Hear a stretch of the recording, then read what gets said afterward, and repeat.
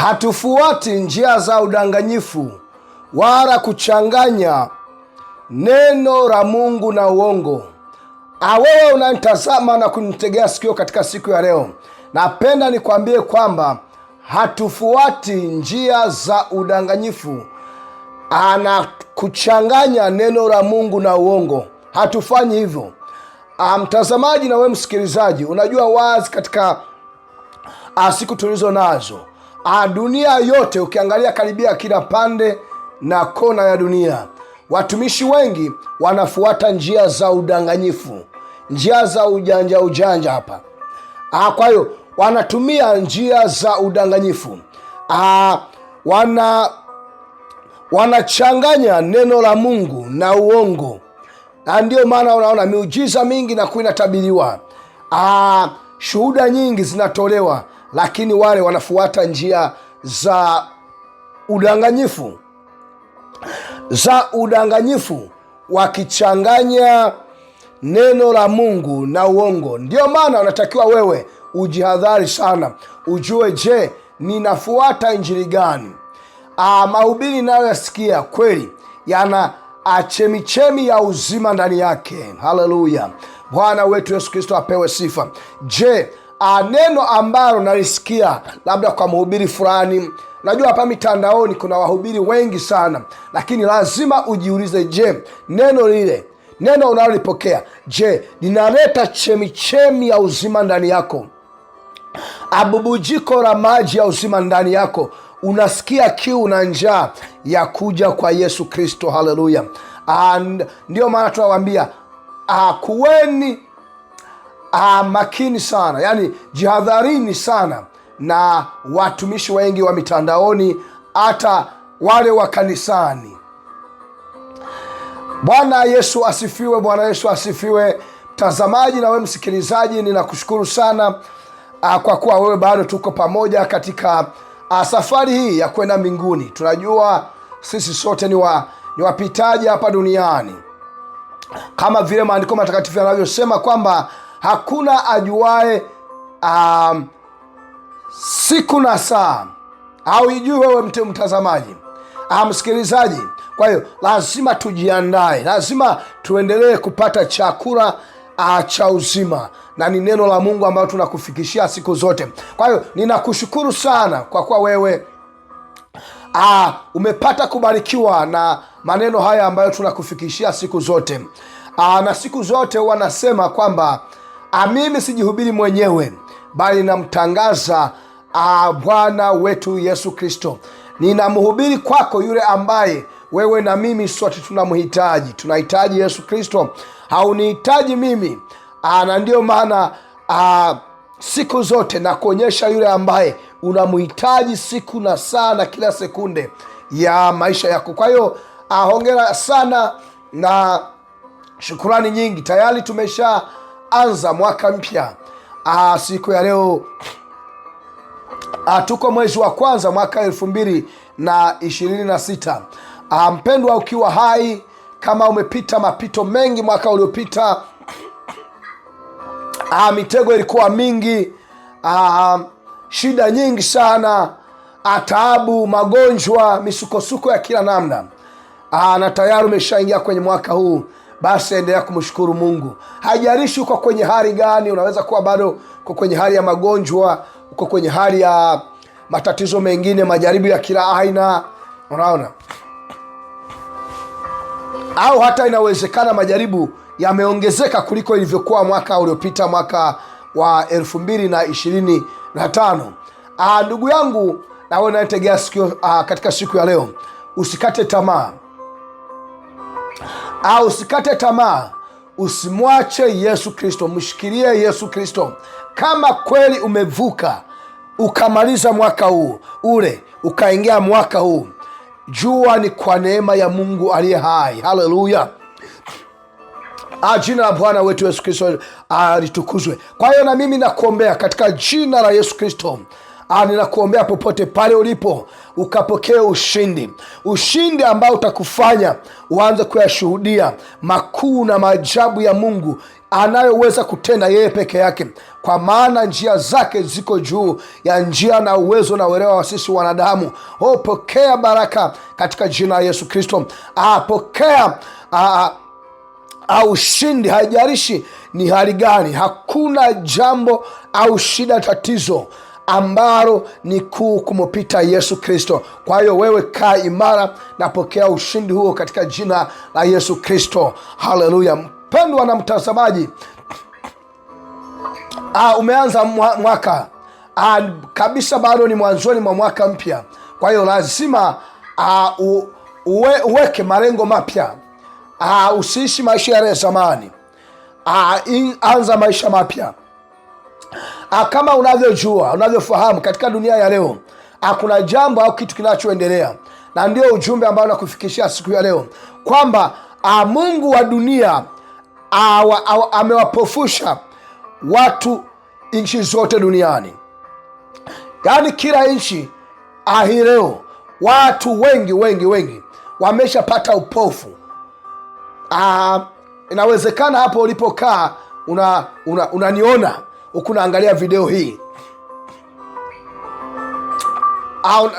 alafu takuja kunishangaa useme, mtumishi, sasa wewe unasema Mungu wa dunia ametupofusha, mbona mimi nakuona kwa macho yangu?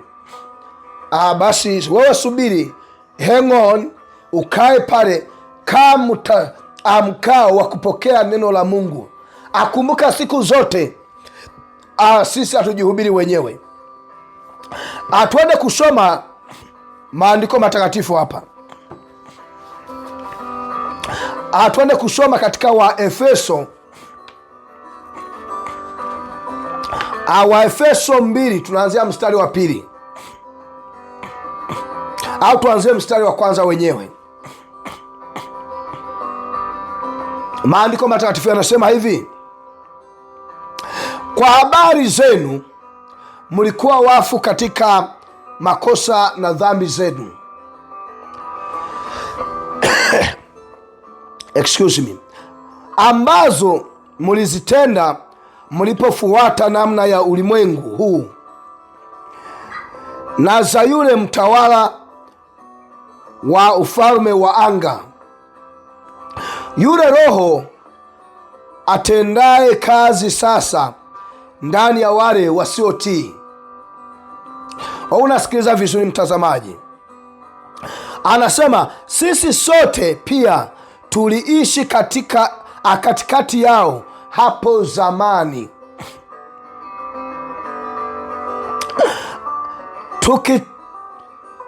tukitimiza tamaa za asili yetu ya dhambi. Asili ya mwanadamu ni dhambi, na kufuata tamaa zake na mawazo yake. Nasi kwa asili tulikuwa wana wa ghadhabu kama mtu mwingine yeyote. Lakini Mungu kwa upendo wake mwingi kwetu sisi, ambaye ni mwingi wa rehema, hata tulipokuwa wafu kwa ajili ya makosa yetu, alitufanya tuwe hai pamoja na Kristo Yesu. Yaani mumeokolewa kwa neema.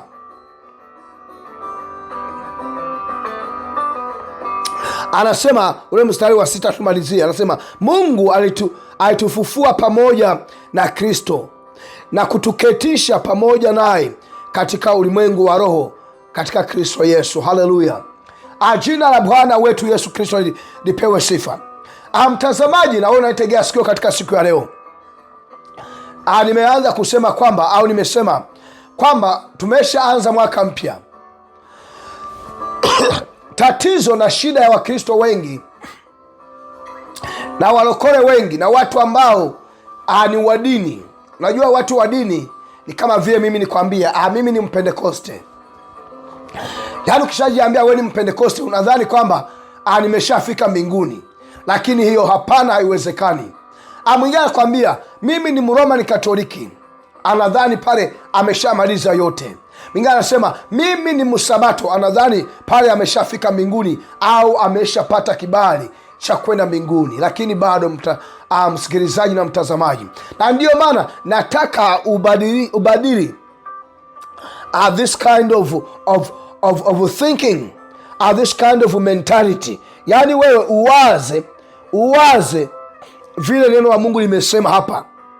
Maana watu wengi au sisi wa Kristo zamani, ujue kuwa Mkristo kuna mabadiliko ambayo yametokea ndani ya maisha yako. Kuna kuzaliwa upya. Yani wewe tunapokuita Mkristo inamaanisha kwamba wewe ambaye tunakuona sasa hivi haufanani na yule wa miaka kadhaa huko nyuma. Hii ndio maana ya kusema kwamba umekuwa Mkristo, umekuja kwa Yesu, umempokea Yesu, kwa hiyo unafanana na Yesu. Haleluya. Sasa shida ya Wakristo wengi, ya warokole wengi, wanampokea Yesu lakini bado ni wafu katika makosa na dhambi zao. Wanaendelea kuishi maisha yale ya zamani, na hizi ndizo injili wanazohubiriwa. Tulivyosoma hapa, neno limesema kwamba tumeokolewa kwa neema. Sasa wengi wanaambiwa kwamba wewe umeokolewa kwa neema, sio kazi yako nini na nini. Kwa hiyo yani wewe ishi unavyotaka, tenda unavyotaka, fanya lolote. Hawa ndio wapotoshaji. Lakini cha kushangaza na cha kusikitisha ni kwamba watu wa namna hii wamepata wafuasi wengi sana kuliko sisi ambao au watu wengine au watumishi wengine ambao tunahubiri injili ya kweli. Injili ya kweli, mpendwa, sio mimi kujitafutia wafuasi.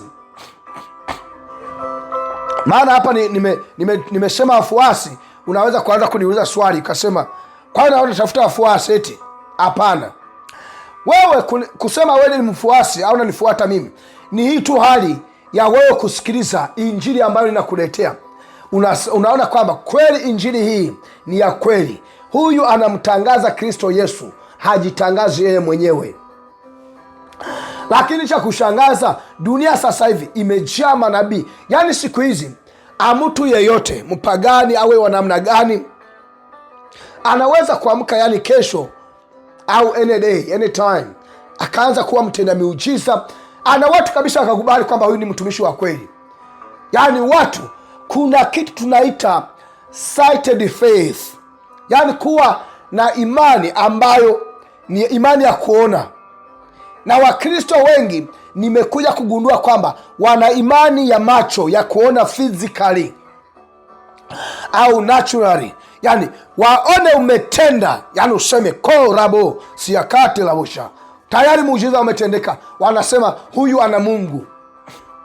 Lakini ukihubiri hivi, hawaoni muujiza wote.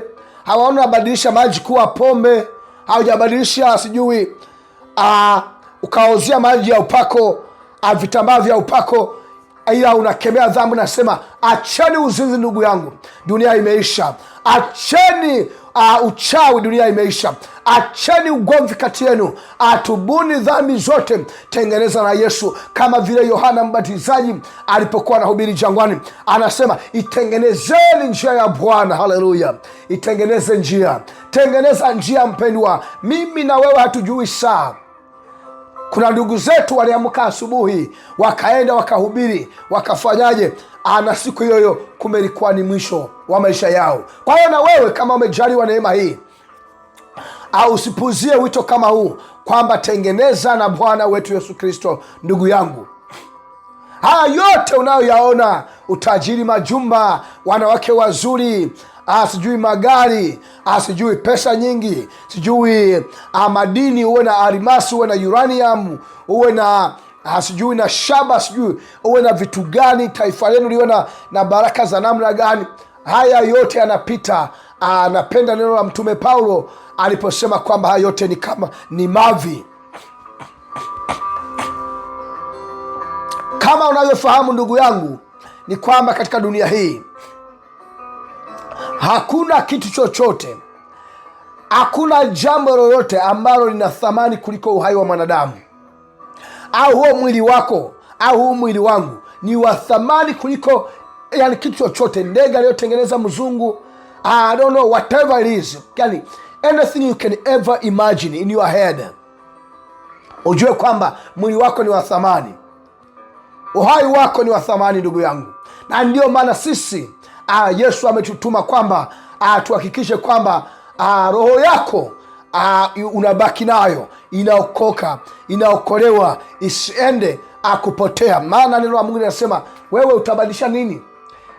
Nini ambao utabadilishana nafsi yako? Yaani nafsi yako uibadilisha na kitu gani? Hakuna chochote. Ndio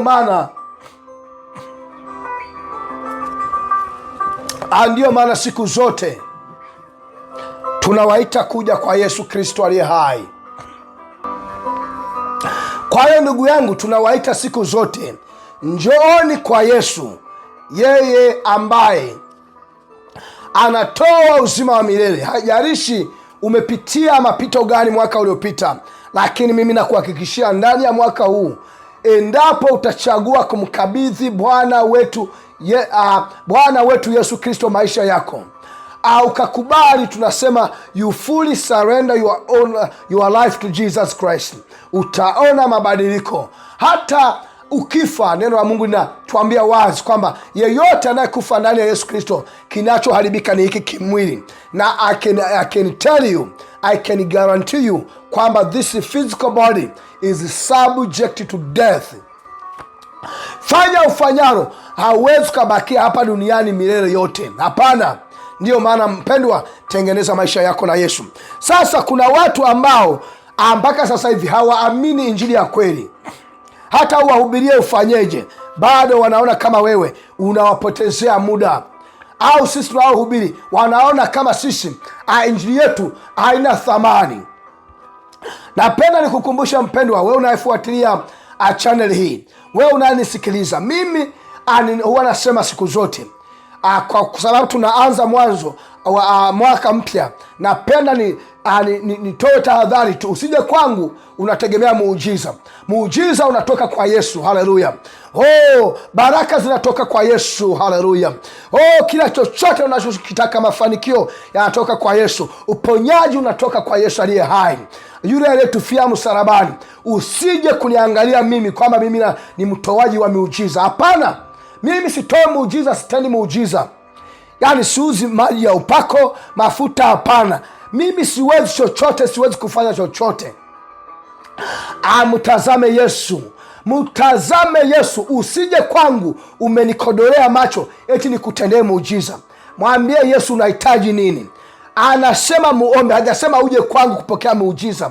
Tuelewane, tujue, ujue mimi ni mtumishi wa namna gani. Mimi niko hapa kukukumbusha tu neno la Mungu kwamba usipotee ndugu, kaa kwa Yesu Kristo. Kwa hiyo una shida gani? Unahitaji gani?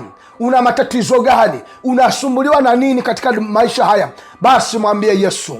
Basi mwambie Yesu, usimwambie mwanadamu. Ile kukimbilia kwa manabii na mitume hiyo ni hali ya kuonyesha kwamba wewe hauamini, hauna imani ya kweli. Wewe una imani ya macho, imani ya kuona, sighted faith. Yaani ukishaona ndio unaamini. Ninyi mtachukuliwa na shetani mpaka kuzimu. Utaitikia abe, nilifika mbinguni, Bwana nilipeleka kanionyesha. Kumbe ni shetani 100%.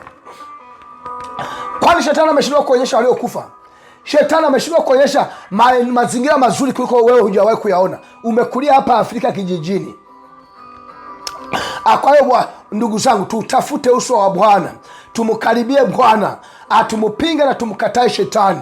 Na shetani anatumika kupitia watu. Anaweza kuwa ni mtu kama mimi anayehubiri, na ndio maana neno la Mungu linasema ajihadharini mtu yeyote asikudanganye. Kwa hiyo hata mimi mwenyewe ninapohubiri lazima usome neno. Yaani maneno ninayotamka wewe kuna pima, lazima yapimwe. Pima kila roho. Pima kila roho, maana wengine wako pale ni wajanja. Ukisoma katika Wakorinto wa pili sura ya 4, ukianza mstari wa 4, Au ukisoma mstari wewe tuseme, tuanze mstari wa kwanza. Maandiko matakatifu yanasema hivi: kwa hiyo kwa kuwa tuna huduma hii kwa rehema za Mungu, hatukati tamaa. Haleluya!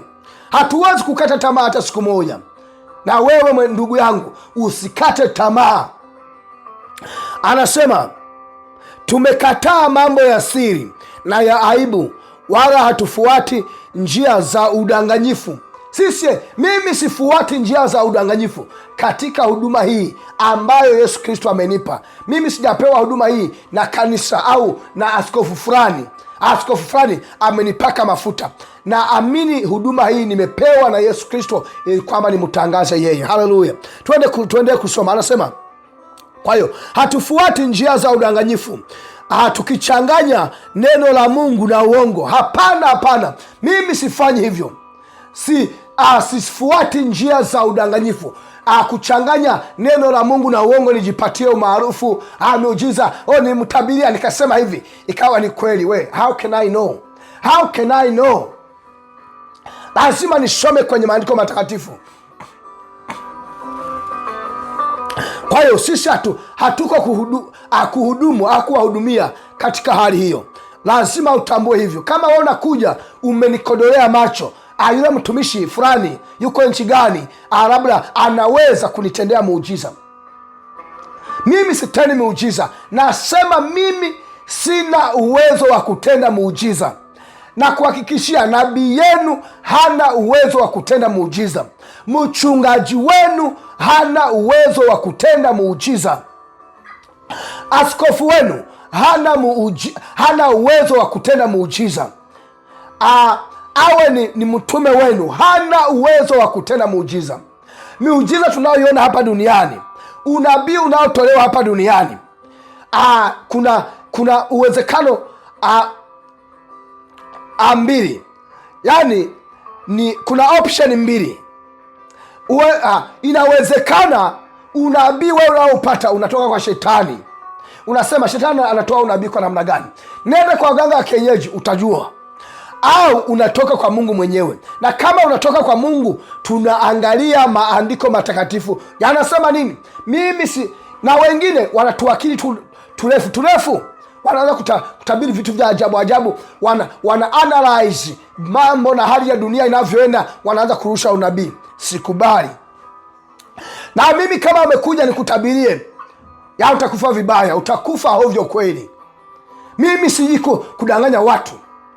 Sifuati njia za udanganyifu nikichanganya neno la Mungu na uongo. Hapana, haiwezekani, siwezi kufanya hivyo. Kwa hiyo tuendelee kusoma maandiko matakatifu. Yanasema hivi: kinyume cha hayo tunadhihirisha kweli waziwazi na kujitambulisha wenyewe kwenye dhamiri ya kila mtu mbele za Mungu, hata nayo injili yetu kama imetiwa utaji ni kwa wale tu wanaopotea. Wale ambao wanaona kwamba injili yangu au injili kama hii inayohubiriwa kwa mtangaza Yesu Kristo, kwamba acha dhambi, ishi maisha matakatifu, mfuate Yesu, kwamba unataka muujiza ni kwa Yesu, unataka uponyaji ni kwa Yesu, unataka huduma yako ikuwe vizuri, nenda kwa Yesu msalabani, unataka nini kwa Yesu, unataka hiki kwa Yesu, unataka kile kwa Yesu, unataka kwa Yesu, na kuelekeza kwa Yesu. Anayekataa injili kama hii anakwambia siwende kwa nabii fulani. Kwa huyu ni wale ambao wameshapotea. Na anasema leo, siku ya leo, kwamba ni watu wengi sana ambao walishapotea kabisa. Watu wengi ambao walishapotea mpendwa. Na ndio maana injili kama hii kwao wanaona yani huyu mtumishi kama hana mafuta. Unaona, yani kana kwamba sijui mafuta. Unaposema huyu mtumishi hana mafuta unamaanisha nini? Yani mtu anakuonyesha Yesu, mafuta unayoyataka ni mafuta ya namna gani? Hawa ndio wale waliopotea, wanaokimbilia muujiza.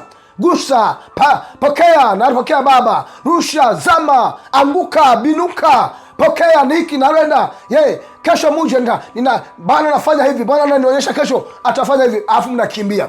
Mutakufa hovyo, mutakufa kama mende, kama chawa ninyi Wakristo na milokole ya hovyo hovyo, wanadamu ambao mnakataa ukweli. Kweli ni Yesu, njia ni Yesu, uzima ni Yesu. So unatafuta nini tena? Unataka injili ya namna gani? Unataka nikuhubiria injili ya namna gani, ndugu yangu, kama sio upotoshaji mwingine ambao umejaa kila kona na sehemu ya dunia? Kwa hiyo huyu mungu wa dunia amewapotosha Wakristo wengi, walokole wengi wanafuata mambo ya dunia. Ulishawaona Wakristo wa siku hizi, ukiongea kweli unawakwaza, wanaumia, wanakwambia mimi nina cheo, mimi ni waziri, mimi ni rais. Wewe mtumishi unasemaje? Unaikosoa serikali ya kishetani, mapepo, wauaji, mafisadi, mnafanya maovu yote ya kila namna, alafu eti tuwaangalie watu wanakosa amani, wanakosa usalama, wanakosa haki. Unashindwa kutendea watu mambo mazuri, unasema wewe usiambiwe. Wewe ni mtu kiongozi, ulichaguliwa. Mapepo mnajaa kwenye makanisa ya malaya. Tubuni ndugu zangu, hii ndio injili ya kweli. Kavu, sikuonee huruma, siangalii kacheo uliko nako, kaelimu liko kapata, unakadigiri kale ka PhD na kunyosha straight forward. I don't care.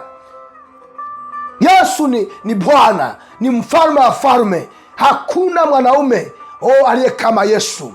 Yeye ni mwanaume kuliko wanaume wote. Haleluya.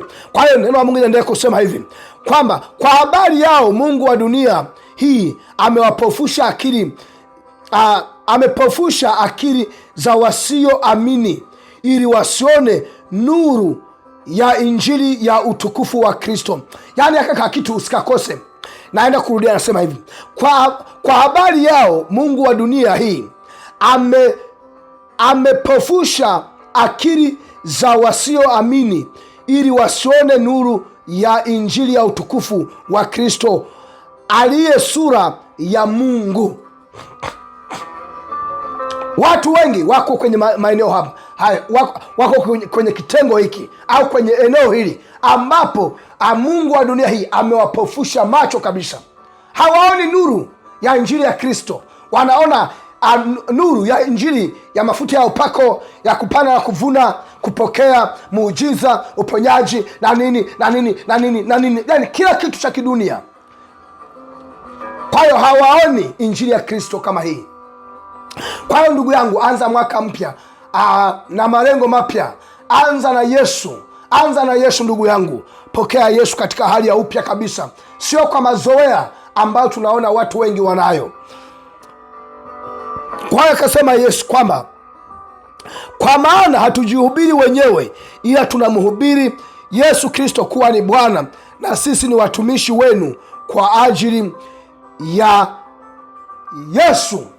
Sisi ni watumishi wenu kwa ajili ya Yesu. Hatujihubiri wenyewe ndugu yangu, tunamhubiri Yesu Kristo. Tukisema njooni kwa Yesu, njooni kwa Yesu. Unataka nini? Una shida gani? Unataka uone mabadiliko gani?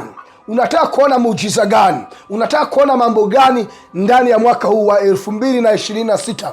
Basi njoo kwa Yesu, mwambie Yesu, maana Yesu ndiye mweza wa yote. Ni mweza wa yote, anaweza yote. Sio nabii, sio mimi. Nimesema hivi na ninarudia. Aninyi mlishazoea kusema ayuna anaonekana upako, ana nini? Upako gani akwambii Yesu? Kwa hiyo kama wewe unakuja kwangu umekodoa macho, unataka upate miujiza au tabiriwa unabii, utolewe sijui nini, kwangu havipo hivyo vitu.